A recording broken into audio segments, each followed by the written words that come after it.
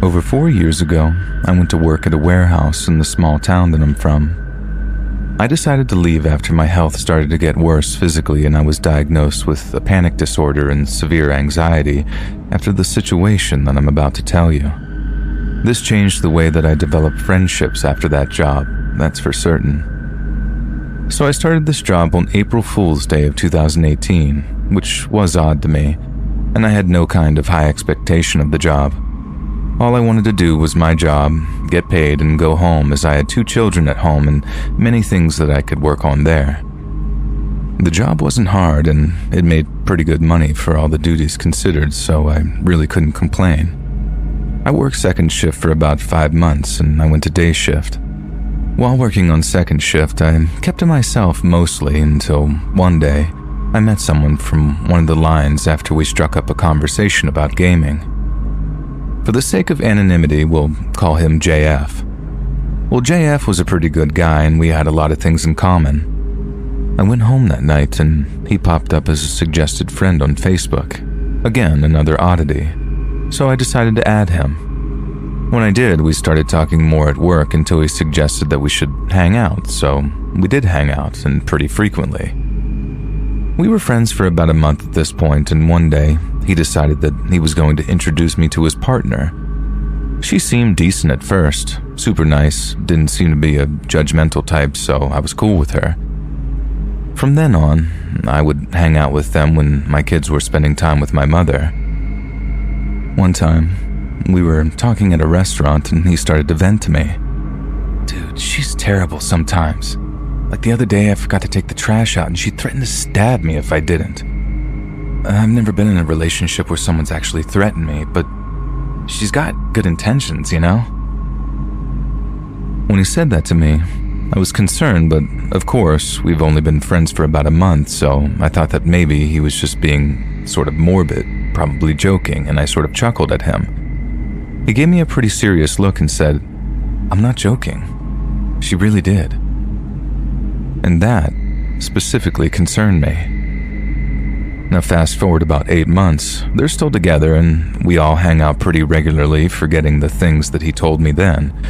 And one day, we were all talking and he seemed a little off that day, so I asked him what was wrong in front of her. He flashed a smirk and said, "Nothing, dude, I'm just a little tired." He didn't have his eyes on me though. He had them on her when I asked. When we went to work the next day, I asked him again, and he responded, "Do you promise to keep this between us?"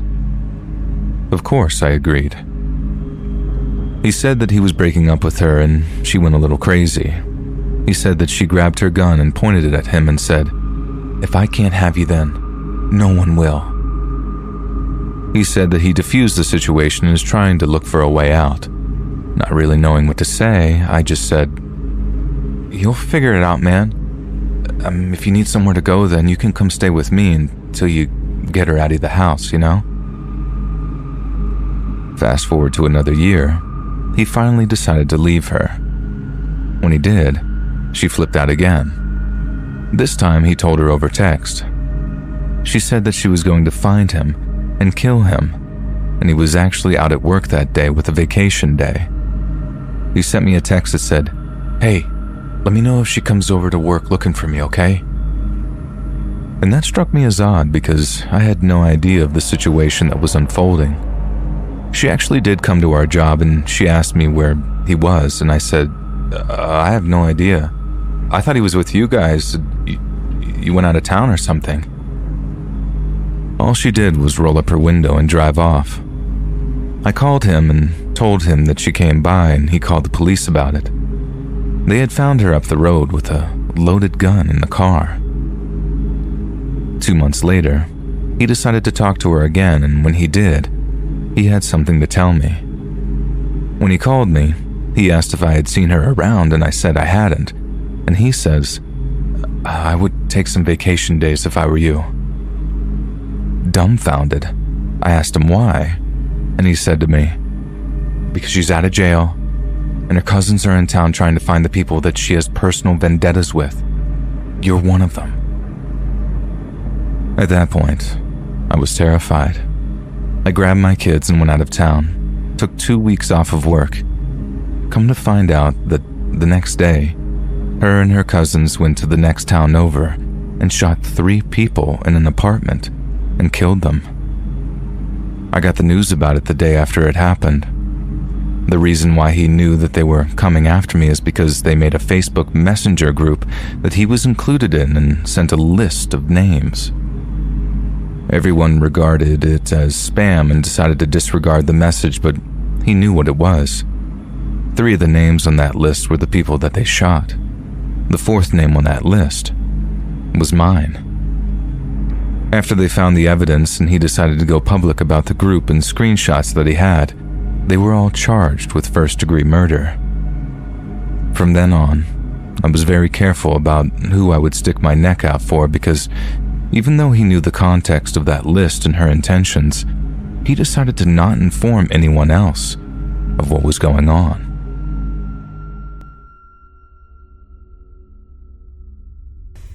Hey guys, thanks so much for all the support. If you haven't subscribed to the channel yet, please feel free to do so.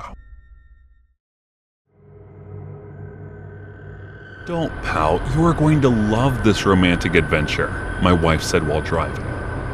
Fine, I replied. Mary was determined to prove to me that she had been nothing but faithful to me and that she loved me with all her heart.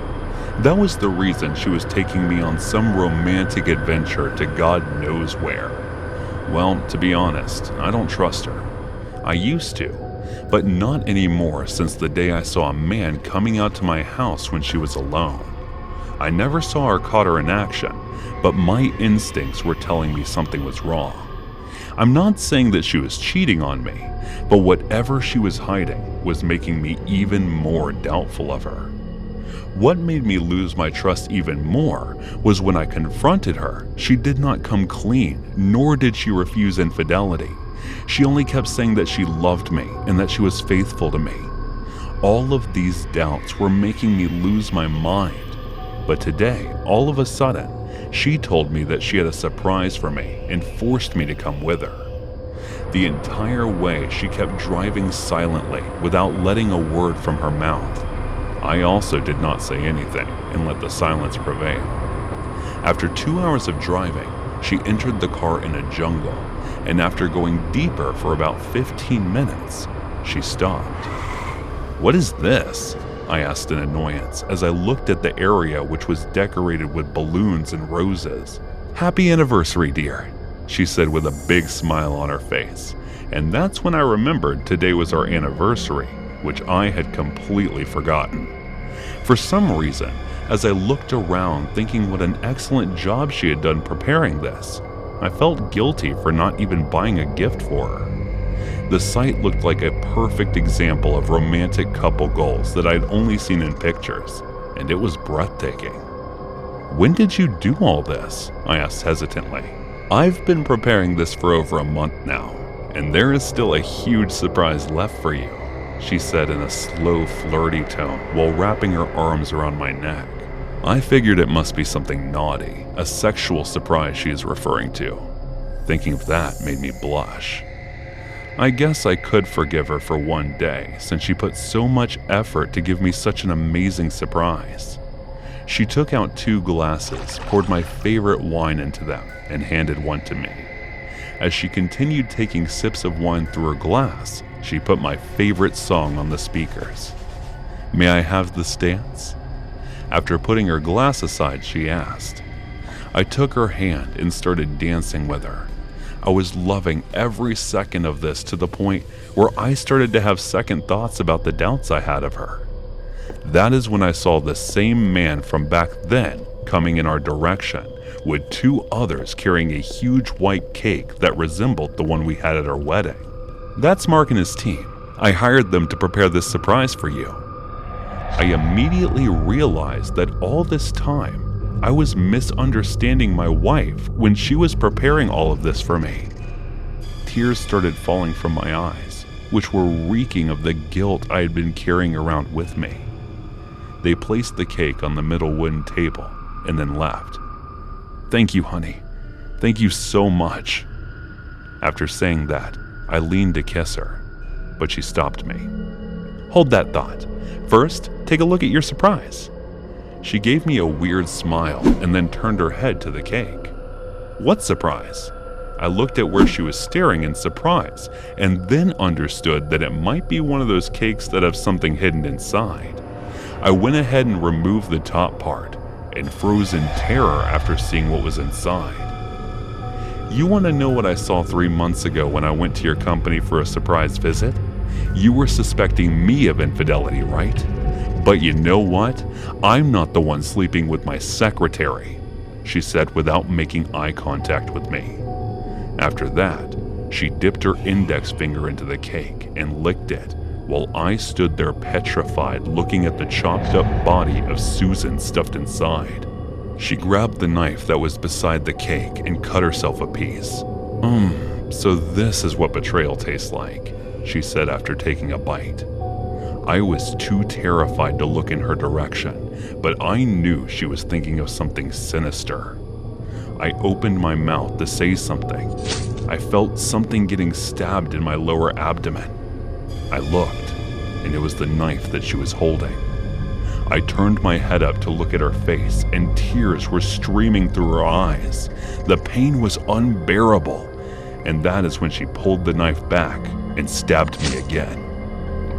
I fell on my knees and saw her walking to the cake and pouring alcohol on it. She walked around throwing alcohol on every single thing that she had prepared for our anniversary. Giving me a disgusted look, she took out a lighter and put the fire on everything. I saw her walking further away from me without turning back once. She stopped in front of the car for a minute, but then she went in and drove off. I started to lose consciousness, and within a few minutes, everything went blank.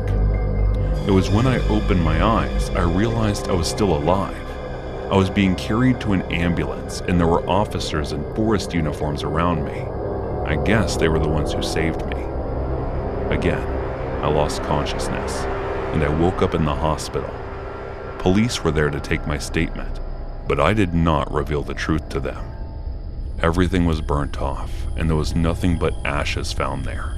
Even Susan's body was burnt off completely. So I made up the story that she took me there and stabbed me, but then accidentally everything got caught up in fire and I lost consciousness. I know I had been cheating on Mary, and reporting her to the police would be the right thing to do, but for some reason, I couldn't. Maybe it was because I was guilty of being the reason she did what she did, or maybe it was because even after she almost killed me, I was still in love with her. Whatever it was, I'm only resentful toward myself for everything that had happened till this point. When I first met Mary, she was the kindest, most beautiful person I had ever seen. After dating her for 3 years, I married her, and it has been 5 years since our marriage. I got lost and ended up having an affair. Even then, I did not feel guilt or remorse and doubted my wife, who had done nothing but give me love for the past 8 years. Only if I had had more faith in our marriage, only if I had never cheated on her, maybe things would have been different today. As I was laying on a hospital bed, I couldn't help but feel regret thinking about everything. Police are searching for Susan, but it's obvious they will never be able to find her, nor would I ever reveal the truth. Maybe it's because I want to feel that Mary and I are even now. Doesn't matter if it's true or not.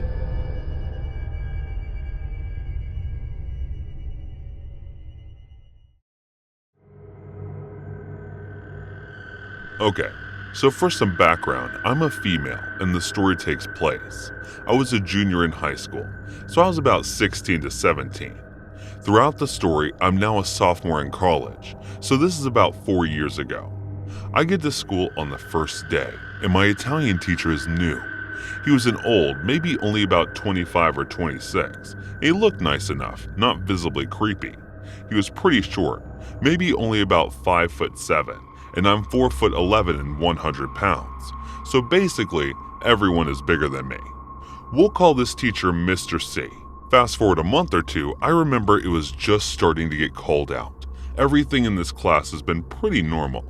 I do notice he basically only calls on girls and stands a little too close, but nothing too out of the ordinary.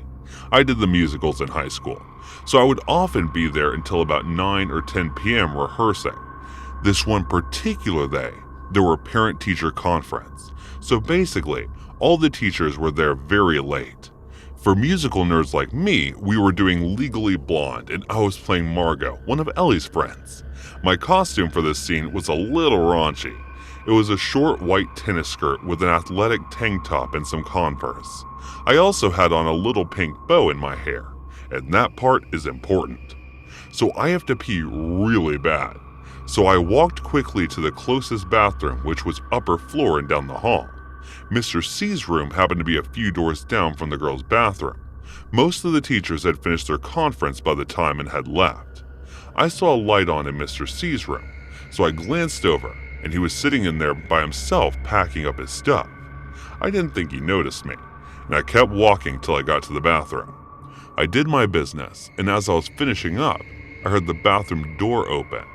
I thought it was weird, but just assumed it was one of my classmates. But the footsteps sounded a little too loud to be a high school girl's. So I walked out of the stall, and literally just standing there in the bathroom was Mr. C. I was just standing there frozen. This was so weird.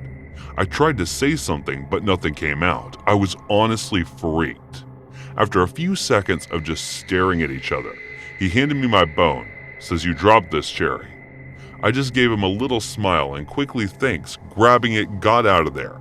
I didn't even wash my hands. I was honestly so incredibly freaked out. It wasn't until a few seconds later that I realized the economy Cherry. This made me stop dead in my tracks. My dad calls me Cherry because I had red hair as a little kid. It's brown now. Literally no one knew about that nickname, not even my friends. My dad had passed away 8 years ago. I started running until I got back to my classmates. My friend Eva noticed that I looked shaken up. She asked me what was wrong, and I just broke down crying. It wasn't really about my creepy teacher. More about the memories of my father, I suppose. She quickly took me into an empty classroom and sat with me while I cried. After I'd gotten on most of my tears, I told her everything that had happened. She was livid, but I convinced her not to tell anyone because I was embarrassed. I know, I'm an idiot. She didn't have Mr. C, but stopped by my class with him once to grab my car keys when her art project was in my car. She told me later when we were driving home that he had looked at me really weirdly. She said it was the way a predator looks at its prey. Yeah, huge red flags everywhere. But I was super innocent and just generally naive at the time. After this, nothing happened for another month or two. I had honestly forgotten about everything, but I still remember the day my life changed forever. The day everything started, January 16th. I had just gotten home from school and went on Facebook. I had a friend request from a guy named Jake. He was super attractive, and a few people from my school were friends with him. So I assumed he went to a school in a nearby town. I shrugged and accepted his request. What I didn't notice was weird was that he had about 5 photos, all posts in the last 2 days, but I ignored it. So basically, 5 seconds after I accept, I get a message from this J kid. He says, "Hi, cutie," with a winky face. We talked for hours, and we both had so much in common. We loved to draw, had 2 older siblings, our parents were both remarried. Our favorite color was both periwinkle. Well, we both loved Billy Joel. The list went on and on. It was honestly pretty strange. He asked me if I wanted to hang out, and I said yes, but that I had cheer practice and the rehearsal right after. He sounded pretty angry and told me I was lying, and then called me a derogatory term. He sent about 100 messages about how it was disgusting, and I started panicking and just blocked him. I tried my best to ignore it and went to cheer practice. Cheer was from about 5:30 to 7, and then I had rehearsal from 7:15 to 9:30. Ava and I planned to grab something from McDonald's in our 15-minute break. In the middle of cheer, Eva sprained her ankle, so her mom came to pick her up. After I finished cheer practice, I decided I would just go to McDonald's by myself. It was freezing, and I was in a tiny cheer uniform, so I ran to my SUV and hopped inside. I clicked the push to start button, and nothing happened. What? That was strange. I tried again, a few more times with no success. I called my stepdad and he said I should just leave my car there and go back inside, and he would pick me up from rehearsal and check out my car. I was honestly so angry about not getting my chicken nuggets that I hadn't even realized that I'd never unlocked my car. I knew 100% that I locked it, and I didn't have to unlock my car to get back in. I didn't figure this out until weeks later and actually cried when I realized, because that meant that someone had actually messed with my car. I bought this car myself, so it was kind of my baby. Also angry and stopped my way back inside, having no clue why my car wouldn't start. A kitty not the second I walked inside, I slammed right into Mr. C. I had no idea why he was still at school. The only other teacher here was my drama director, so he really shouldn't have been there. Sorry, I murmured, quickly walking away, when I felt a hand grab my arm. Like honestly, really tight. And I even winced a bowling back to him and asked if I was okay. I said I was fine, but my car wouldn't start. His face literally lit up. It was actually really creepy. He said, I was actually headed to McDonald's if you wanted to come with me. This is when I started to freak out. How did he know I was going to McDonald's? Why was he asking me, a child, to come with him to McDonald's? That was not normal at all, and I felt pretty scared. I actually have rehearsal, thank you though. His face quickly changed from happiness to extreme anger. I really got terrified of what this man was playing. His grip was still on my arm and I felt trapped. He took a deep breath and said, well, I'll be waiting here after your rehearsal, and we can go after. I have a black pickup truck. He quickly walked away to make sure I didn't have time to answer. I just stood there in shock, not knowing what was going on. My friend Maya suddenly appeared saying my director was looking for me and I needed to come to rehearsal. I quickly sped off with her, trying to figure out what I was going insane or if that had actually happened. After rehearsal, I was so genuinely terrified that I asked my stepdad to come to a different entrance because I said I was exhausted, and asked if he could go get my car tomorrow. He reluctantly agreed. On the way home, we passed my car, and sitting right next to it was a black pickup. I just about stopped breathing, but tried to calm down not to show my stepdad. Again, a dumb move on my part. I should have just come straight forward. The next day, I received a text from an unknown number when I woke up. It said it was from Jake and he apologized. Everything said he was having girl troubles and was so sorry. Like the idiot I accepted it, and we began talking again. After a little bit, I mentioned the school that I went to, and he said his uncle worked there. I was shocked, and as to I didn't even know what I was expecting, but of course he said Mr. C. Then he sent a blurry picture of a man and a teen boy fishing at a lake, and the man was obviously Mr. C. But the boy was not this Jake kid. Like it was someone completely different, and even in a different ethnicity. And then I realized that this person I was talking to was Mr. C. I immediately powered off my phone and just started crying. I was so freaked out. A mom walked into my room with my laundry and saw me sobbing.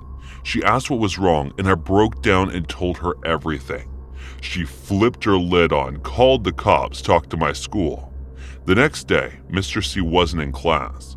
I found out a few weeks later that they found a ton of illicit images of children on his computer, and when they asked what his intentions were with me, he flat out said he was in love with me, wanted to get me pregnant, steal me, and marry me. Yeah, I'm still very traumatized after a few years. I know my story isn't as crazy as some people's, but it could have been much, much worse.